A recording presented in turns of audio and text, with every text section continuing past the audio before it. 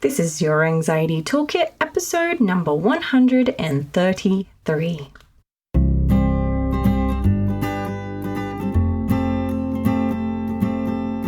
Welcome to Your Anxiety Toolkit. I'm your host, Kimberly Quinlan. This podcast is fueled by three main goals. The first goal is to provide you with some extra tools to help you manage your anxiety. Second goal, to inspire you. Anxiety doesn't get to decide how you live your life. And number three, and I leave the best for last, is to provide you with one big, fat virtual hug. Because experiencing anxiety ain't easy. If that sounds good to you, let's go.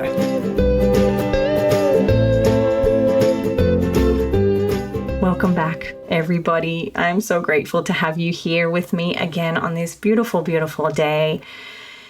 We're meeting again to talk about all things mental health, all things anxiety, all things depression, all things mental wellness, all my favorite topics. We have such an important conversation happening today on the podcast, and I cannot wait to share that with you. But before I do, let's get through a couple of housekeeping, shall we? All right, number one, the 2020 OCD Game Changers Conference is back. I am so excited to be asked again to attend and speak at this event. And again, it's in Denver, where it was last year. Such an amazing event. If you can get yourself there, because it was just so empowering and the advocates are incredible. And it was just such a beautiful, beautiful event. So OCD Game Changers will be on March 7th of 2020 between 10 and 6 p.m. That's Mountain Time, but if you're there, you'll be on that time. And it will be in Denver. So if you're wanting information, you can click on the link here in the show notes. That will get you directly to the sign up page. Otherwise, if you are just listening, go to ocdgamechangers.com/events/. Again, those also will be in the show notes so that you guys can get your tickets fast. Before you know it, March is going to be here. Okay, let's do the I Did a Hard Thing segment. Oh, this one is so good. All right, this is from a valued CBT school campus, the Facebook group, and they are such a valued member there. And they have said, I have an eating disorder and OCD.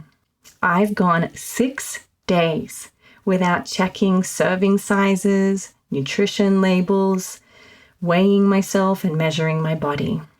Oh my goodness. Let me just stop there and say that is such a huge, huge accomplishment. I know this struggle. This is an exposure that is very, very difficult. And I remember going through that myself. So amazing work. I'm so cheering you on over here. And she went on to say, it's kind of unbearable because I have to eat 6 times a day, right? And I can feel my body is getting bigger, but I can't chart exactly how much. I can't avoid or ignore how my body feels because I live in it. And I have SPD, so I'm hyper aware of how my clothes fit different, right? And I think you're talking about sensory processing disorder when you say SPD.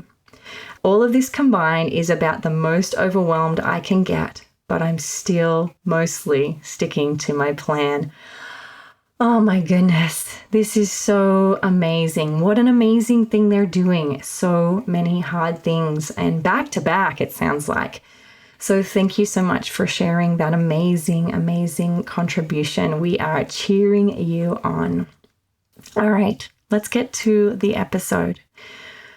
Today, we have an amazing guest who I am so grateful for. They reached out to me in the middle of 2019 and asked to be on the podcast.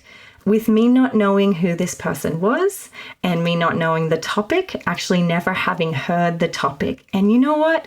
It's crazy to me how things come to you at exactly the right time.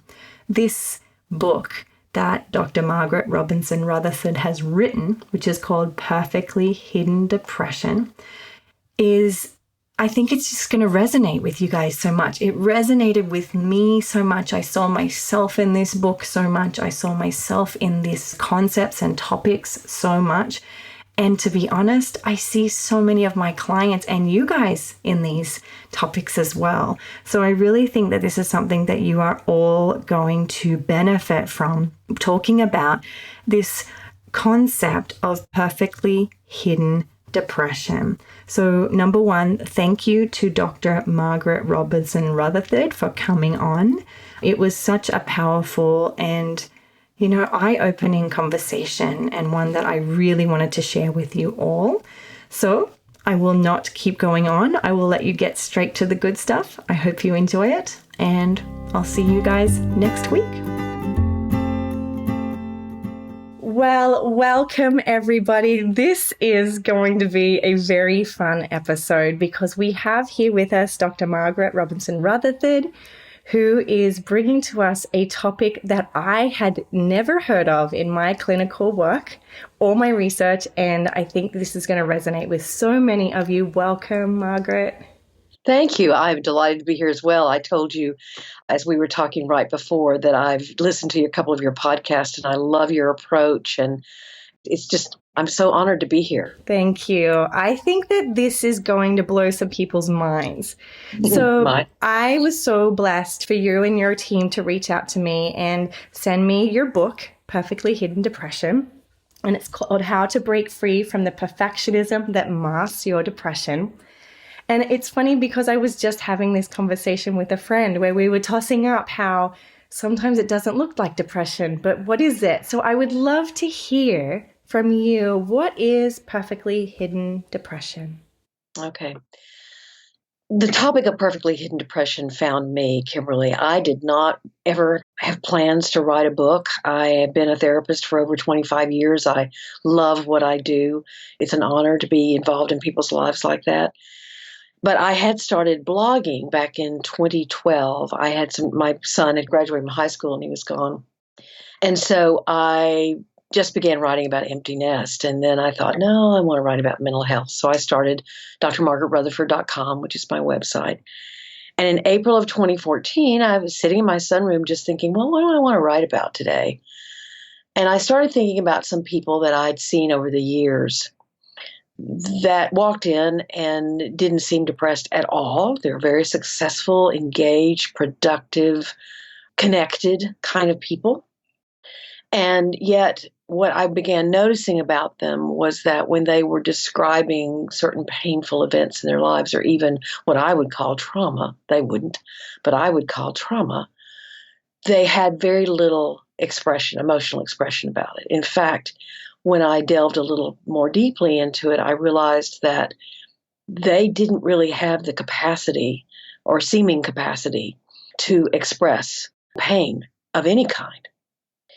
And so the work became very different.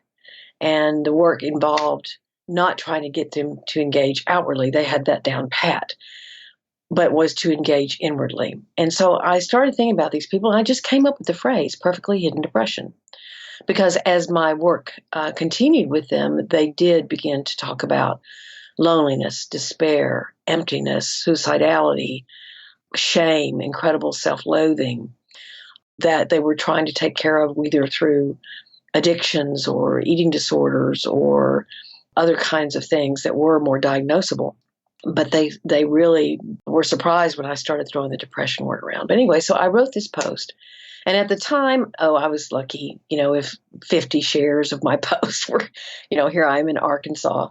And 1,500 shares later in a day, I was like, oh my gosh, something's going on. And at the time I was writing for the Huffington Post, and I posted it there, or they posted it for me. They were kind enough to do that. And I forgot that I had left my email on the bottom of the post. And within 24 hours, I'd gotten hundreds of emails from people who were saying, this is me. How did you figure this out? I've never heard anybody talk about this. What's it called? Can I talk to you? But don't tell anybody I emailed you. So I began looking, and believe it or not, I didn't even know who Brene Brown was at the time. I guess my head was under a rock, or I was living under one or something. And I found her work, which was incredible. But I didn't find any, and there was one more book. There was a book by Terrence Real called I Don't Want to Talk About It that was mentioning covert depression in men as being different from women's expression of depression. But I couldn't find any popular psychologists writing about this true connection between the perfect looking life being an overlooked presentation of depression that we as a profession are missing because we're not looking for it. We're not tuned into it as well as we could be. So now that was 2014. I now have a book out, but that was a long, which I will not bore your listeners. It's a long journey. I was unknown. I still am, relatively unknown. And so, but I didn't care about getting myself out there. I cared about getting the message. And that is what has driven me for 5 years to get this message out. In fact, several people came to me to be interviewed. They volunteered to be interviewed, talking secretly in their offices or in their garages. And one lady who had been quite well put together during the interview, I was laughing about that it was getting difficult to find a publisher who would publish it because I didn't have a platform big enough. And she said, she got really quiet and I could hear her getting upset. And she said, please don't stop. Please get this message out. And I've heard that over and over from people who are tired of looking perfect and they know something's wrong, they just don't know what's wrong. Right. And that's what resonated so much with me. I mean, I know the diagnostic criteria for depression, right?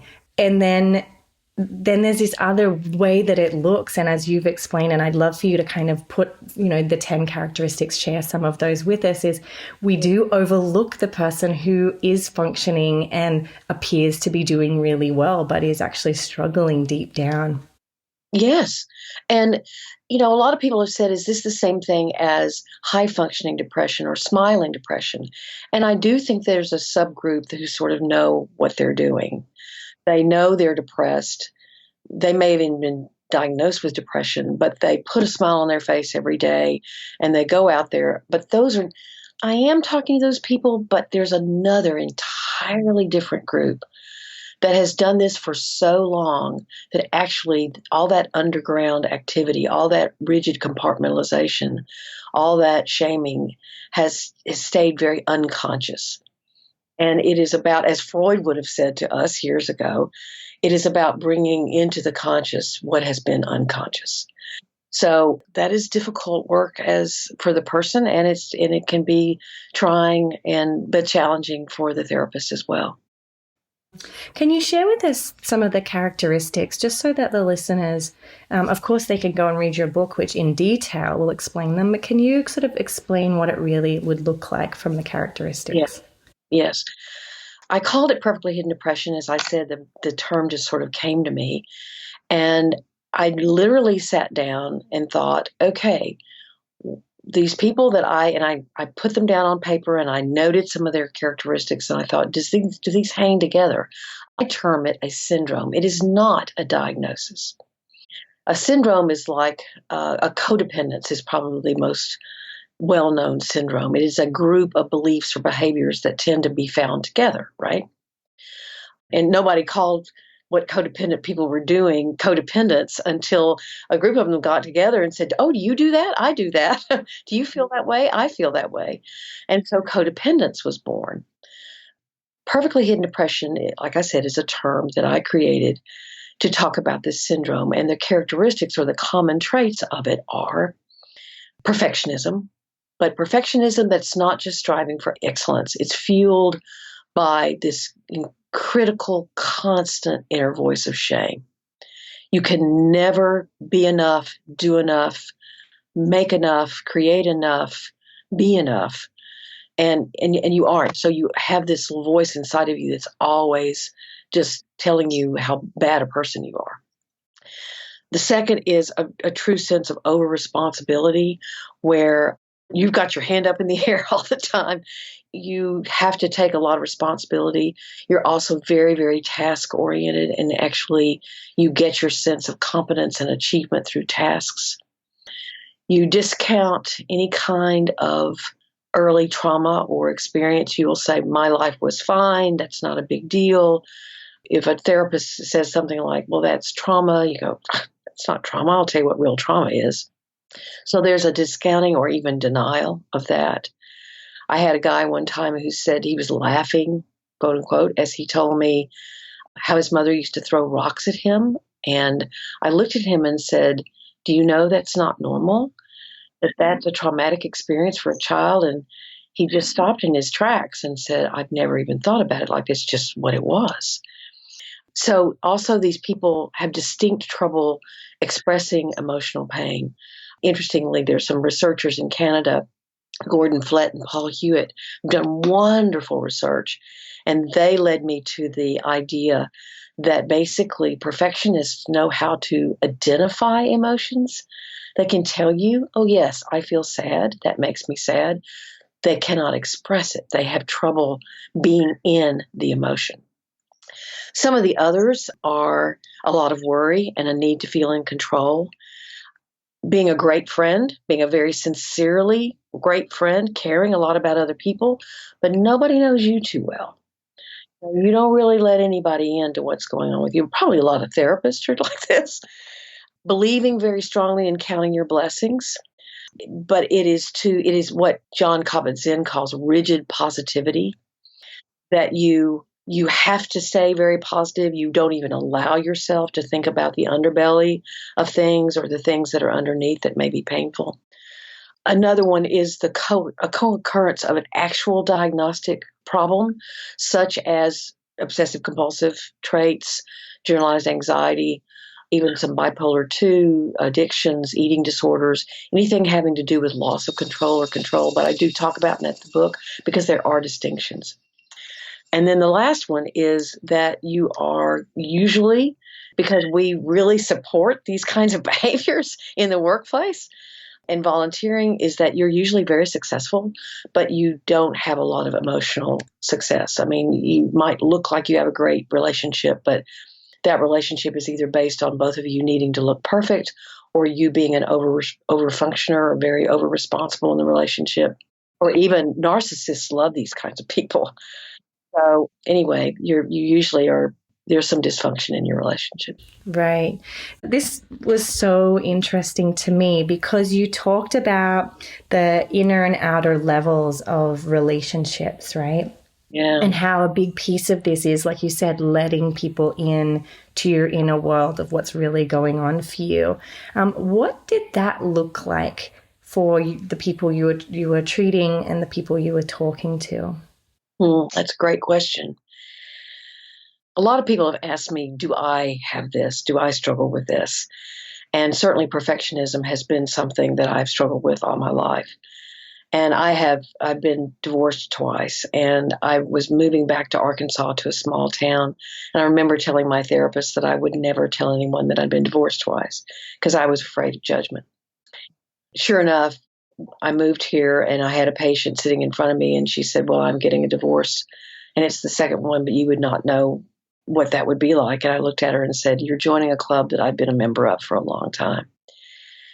It was at that moment that I began to realize that these things that we fear, that if we share them, our mistakes, our vulnerabilities, whatever we want, our struggles, that there's great empowerment actually in sharing them with other people. And that is what I try to guide my patients to do, to say, okay, try to find that one person that you somehow have a feeling that that they've either told you something about themselves or someone they love that you think, okay, I think they'd be safe. Sometimes that's a therapist. But other times there are people in your world that if you just even risk saying, I'm not always who I seem to be. And they look at you and they say, what do you mean? And you say, well, I'm not ready even to tell you that yet, but I wanted to venture into just saying to you, sometimes I'm not putting on an act, but it's hard for me to be vulnerable. And they'll go, well, you never talk about yourself or something like that. Now, like one man, I told one guy a couple of years ago that I had a panic disorder, that I had anxiety. And he looked at me and he said, no, you? No, you don't. You're so extroverted and you look so comfortable. So some people around people like this will sort of dismiss it and go, oh, come on, But it is part of the work is definitely beginning to open up. Right. And it's amazing because I think you writing this helps educate the person who is married to someone with perfectly hidden depression or friends with, understand that the happy face doesn't necessarily mean that everything is fine. No, in fact, I do a podcast also. It's called Self Work with Dr. Margaret Rutherford, and I did one this morning, recorded it, and I had been sent an email from someone with perfectly hidden depression who identified with it, and she said when she told her family that her husband said, "Oh, I've known you were depressed. I just haven't known how to talk to you about it," and her son said, "Mom, I never see your laughter reach your eyes." So she said, "Gosh, when I told him I heard that, I was just so blown away that he would sense that there was something about me that I can't get to my joy." In fact, Kimberly, that's often what happens. People cut off their sorrow. They detach from the things that make them very sad. They're also sort of cutting off the upper tones of that palette of, I don't know how to be really joyful. I don't know how to belly laugh. It's like they're living a very restricted or constricted emotional palette. Right. And I think that a lot of my listeners will really resonate with that, particularly because with anxiety, they're constantly trying to just push it away. Oh, yeah, I have anxiety, I know. But when you push it away, it does sort of limit your ability to reach joy and laughter, like you're saying. I think that that's very, very true. And I've seen that a lot in my practice as well. I bet you have. I see that you're an expert on OCD, and congratulations to you. That's a hard field to be in. So, but yeah, I call my anxiety Bob. And I said, Bob's here. And Bob's giving me, in fact, I think if you detach a lot from your anxiety and just kind of see it as not you, and you're the expert, but it really can help. And so Bob comes to visit every now and then. Bob's with me right now a little bit. I'm a little nervous. Right. And you can identify that and make space for it. So I'm going to quote you here because there was one part of the book that I love. You wrote, "With perfectly hidden depression, the overall goal of healing is to connect the person with their internal world." Right. Now, I think that was the big word, the thing that hit me of like, okay, there's a little bit of, there's the direction. That's would right. That be first sharing, or would that first be doing that deeper inner work on your own first? Like, where would you lead us? Sure. There are over 60 exercises or reflections, whatever you want to call them, that I wrote in the book. It's almost more of a workbook, really, but it is a very self-guided. And if it gets too difficult, I recommend all the way through the book to seek treatment. But I think the first parts of it are looking into your inner experience and trying to begin to understand and see some of the patterns, to understand the rules you've been living by, to understand the feelings you don't allow yourself to have. In fact, one of the very early exercises is, what are feelings you can't seem to connect with? And what are the feelings you can? And so you begin to do this, sort of map yourself out. And, there's different stages of this, but one very important stage is to go back and almost do a timeline of your life with compassion, just like you would be listening to someone else's story, and to begin to look at the things that happened to you that maybe you caused to happen to you, or that happened to you without any kind of you having anything to do with it, and to begin both good things and bad things, and begin to assess, what would any child feel if that had happened to them? That's the compassion part. And to go back and then to try to track that and see how those things are impacting your daily life now. It's amazing to me, and maybe you find this as well, that people seem somewhat astonished as something that happened when they were 8 or 6 or 2 or 10 would, if it was important, if it was significant enough, would be impacting them and they wouldn't know it. So it's raising your own awareness and raising your acceptance of that. And whereas when you have someone depressed with traditional depression, they're extremely engaged with their inner world. In fact, they have a lot of, perhaps irrationally, but they have a lot of trouble connecting outside of themselves. The direction is opposite in perfectly hidden depression. I have to get these people to stop focusing on everyone else in their lives and to start focusing on what's going on inside of them that they have not wanted to see, or it's very frightening to look at. Right. It's funny for me because I'll be really open. Sure. This book is exactly me 15 years ago. Yeah. Right at the beginning of I had an eating disorder.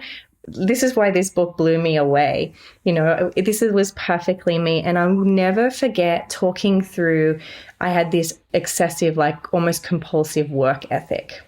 Yeah, sure. And we were talking with my therapist about, why I have that, and going back into finding that when I was a young child, my family lives on a farm, a ranch in Australia, and we went through this very, very terrible drought where we lost a ton of water and, we had to save water and everyone bathed in the same bath water because we were very limited. And I was sharing with her this story and she almost looked like she was going to tear up. And she said, that must have been so painful for you. And my immediate reaction was, no. Right. Right. No. That happened to everybody in my neighborhood. That's not trauma. That's what happened to everybody in my, in the community. Sure. And that was the first light moment where she said, no, that was a big trauma in your life. Even though we compare to, I think, death and sexual assault in terms of trauma often. And sure. That was so for me, that exact experience was sort of what you're saying. Exactly. And, if it's shared trauma or if you've heard of something worse, or that only happened once, or, well, my buddy got killed, well, you saw him get killed. I mean, it's like people, I don't want anyone to walk around feeling victimized. That's not what I'm espousing at all. I don't want people to walk around in their victimization or in their trauma. But the word for me is acknowledgement. We need to go back and acknowledge what that was really like, and exactly what you're saying. By the way, we're all praying for your country, for Australia. Y'all have some terrible, awful things going on right now.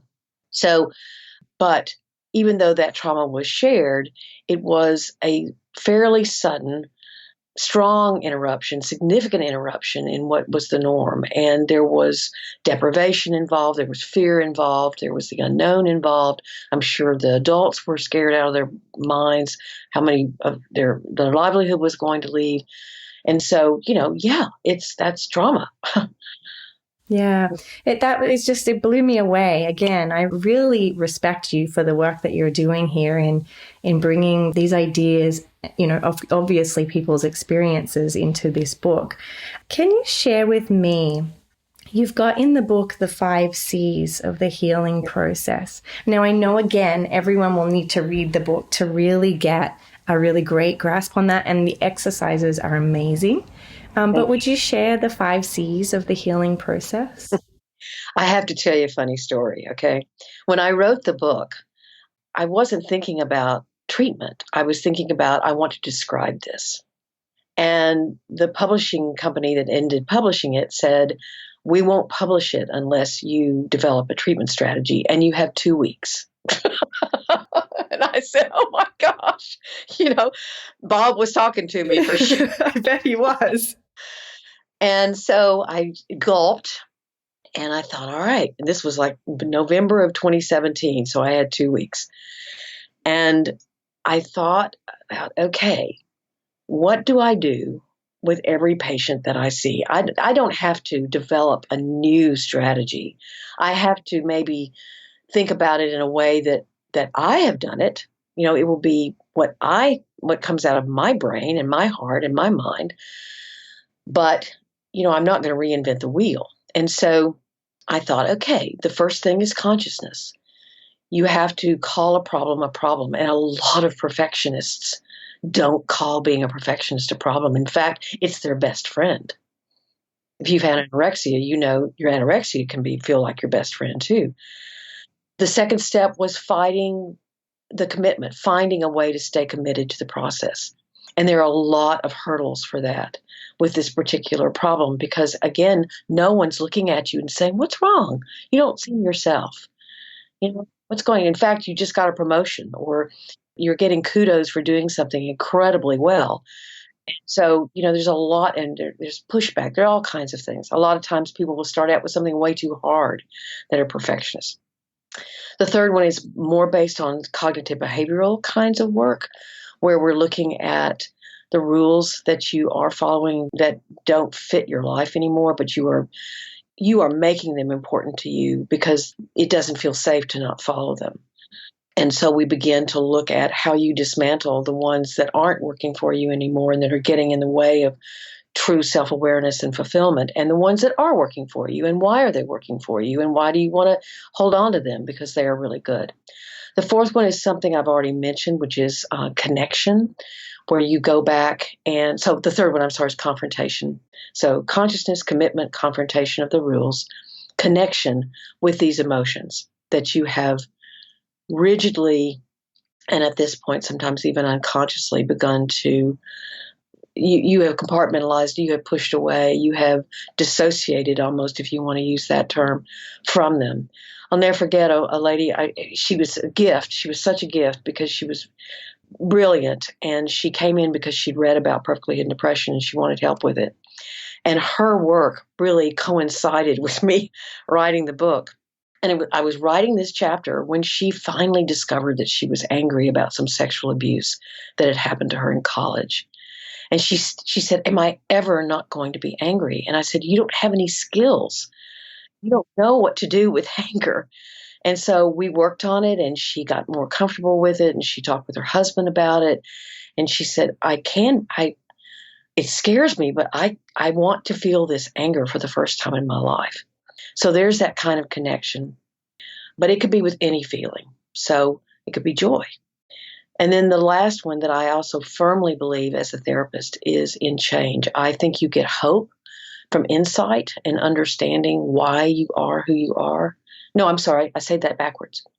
You get insight from figure out why you are who you are. You don't get hope from it, though. You get hope from behavior change.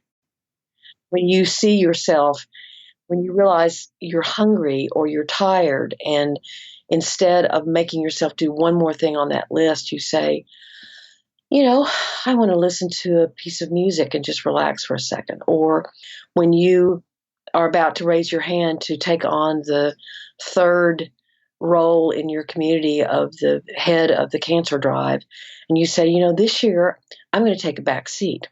And I'm going to deal with the feelings of doing that, but I'm going to choose to do that instead of once more piling on something else onto my plate. Or I'm at least going to take something off if it really means something to me. So it's consciousness, commitment, confrontation, connection, and change.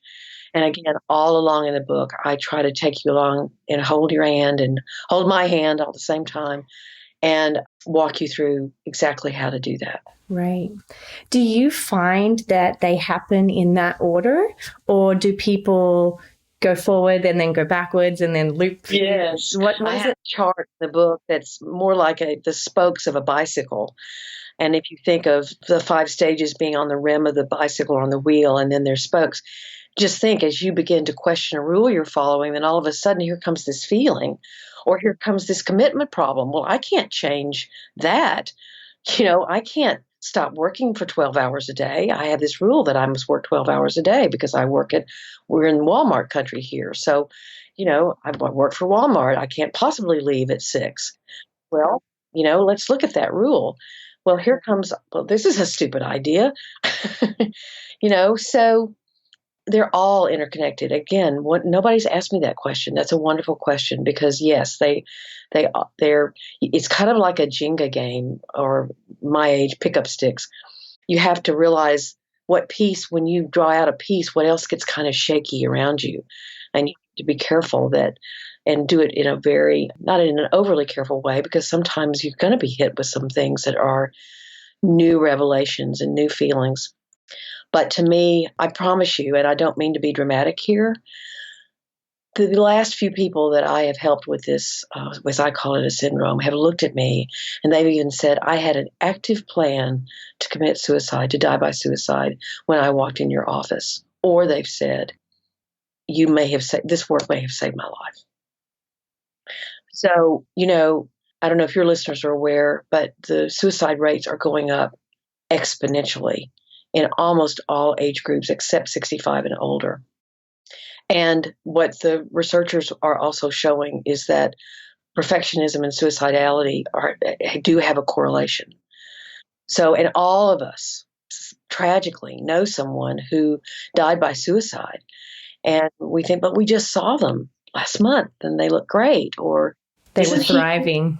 Yes, they were thriving and they seemed fine. And he was my son's soccer coach, and he was great. And now all of a sudden he's died. So, it's trying to, Brene Brown is just so wonderful talking about this. And she says, you don't get to courage without going through vulnerability. So I'm making a further connection between that it's real depression and our profession needs to pay attention. Right. I agree. When you talk about the suicide rates, I think about here in California, I live in California, the suicide rate of Silicon Valley. Yeah. And I look at how this probably is a very good description for a lot of the people and the children and the adults that are dying by suicide, given that they're highly thriving, succeeding, but unable to either access or admit that this is not going well, that they're struggling deeply. Right. There's also a wonderful book that Kate Fagan wrote now 2 or 3 years ago, I think probably 3 by now. It was called What Made Maddie Run. And it was about a college track star named Maddie Holleran, who died by suicide in a very dramatic way. She talks about how she had gifts for her parents and notes to everyone left at the scene of the suicide. And Kate Fagan was talking about the pressure that college athletes feel. But I think it's, since then there's been Kate Spade, who actually had been diagnosed with manic depression or bipolar disorder, I think. And, family members at least are saying she thought that would sully her brand if anyone knew that. So, things that we all keep hidden and which really just make us more human. Right. I really would love to hear your thoughts about and give some examples of these rules. Like when you're talking about these sort of changing and addressing the rules, what might be some examples of rules that you hear people report in this situation? Well, let's say the simple one of I can never let anyone know that I am, that I was sexually abused. Those words will never come out of my mouth. And why? Why is that?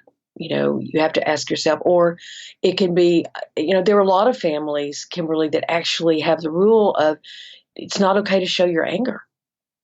It's not okay to show your sadness. These are the rules that we are living by. In my family, anger wasn't really allowed. And so I can remember being a therapist and having to get supervision on when people were really angry with one another in my sessions. I didn't really know how to handle it. And I had to learn how to handle it. My now husband will tell you I learned very well how to handle it. But, these rules that we're following about the things we could never tell anyone, the things we could never allow ourselves to do, it's the shoulds, the musts, the oughts. There's silly ones like, don't wear white after Labor Day. Used to be one of them in when I was growing up. But there's silly ones. If you were anorexic, that people say in fact, I had a patient last year who said, She is very tall, but her mother said you should never wear more than a size 2. And so she's anorexic because she has swallowed whole, no pun intended, that rule. And so we have these they're greater than commitments. They have become ingrained in who we have to be and feel okay about ourselves when really we do not. When you think about, I have to stay young looking. Well, really? What's that about? So you want to, how much of that is governing your life instead of you governing it and you deciding when it's okay to not. I went to a Christmas party a couple of weeks ago now, and I was around a bunch of 30-year-olds, and they were talking about microneedling. And I thought, okay, well, they're talking about microneedling. And then I got kind of sad and thought, so they're already telling themselves that they need to worry. Their rule is I need to worry about aging. And maybe some of that is prudent and good. And, I'm not knocking it, but how much is it governing their behavior? Right. I agree so much.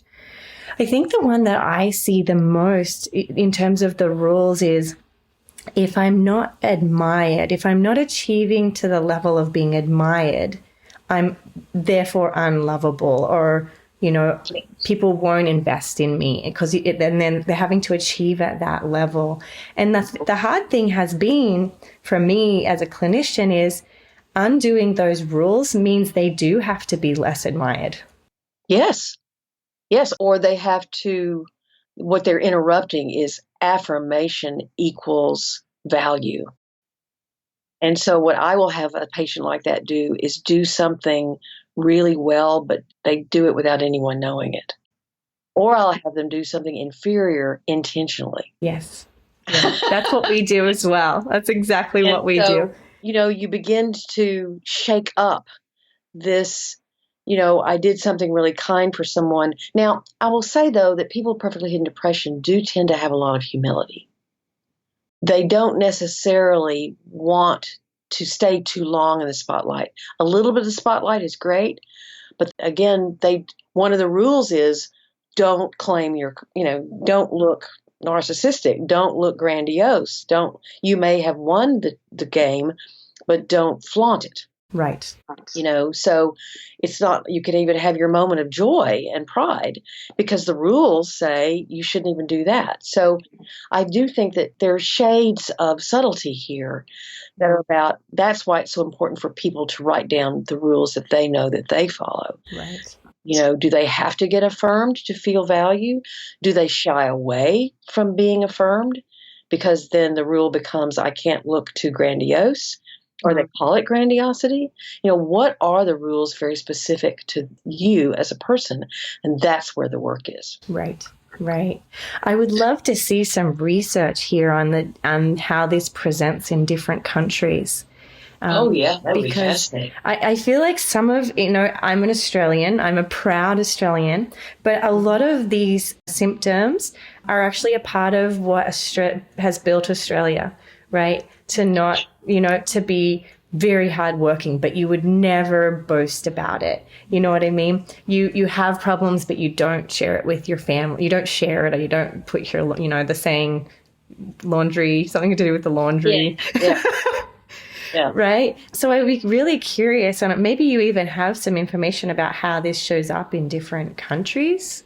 I have gotten some feedback about that. I mean, I'm limited. I've been in the United States. I did live in Europe for a year, but it was, way back when. And I'm from the South. So, of course, and I'm 65 years old. So that, and I'm white. And, there are other things that I can't get about. So I've had some people write me and say, well, what is there a cultural part of this? And of course there is.